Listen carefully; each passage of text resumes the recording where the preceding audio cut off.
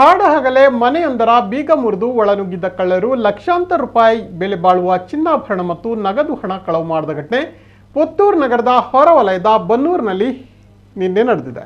ಬನ್ನೂರು ಗ್ರಾಮದ ಕುಂಟ್ಯಾನ ಸದಾಶಿವ ದೇವಳದ ವ್ಯವಸ್ಥಾಪನಾ ಸಮಿತಿಯ ಸದಸ್ಯ ಮೌನೇಶ್ ಅವರ ಮನೆಯಿಂದ ಕಳವು ಕೃತ್ಯ ನಡೆದಿದೆ.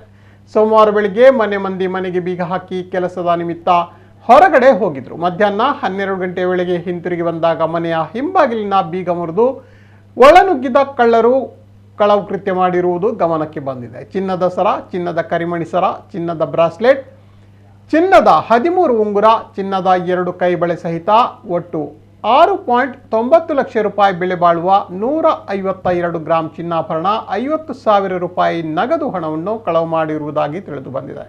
ಘಟನಾ ಸ್ಥಳಕ್ಕೆ ಡಿವೈಎಸ್ಪಿ ಗಾನಕುಮಾರ್ ಪಿ, ಪುತ್ತೂರು ನಗರ ಠಾಣೆ ಇನ್ಸ್ಪೆಕ್ಟರ್ ಸುನಿಲ್ ಕುಮಾರ್ ಭೇಟಿ ನೀಡಿ ಪರಿಶೀಲನೆಯನ್ನ ನಡೆಸಿದ್ದಾರೆ.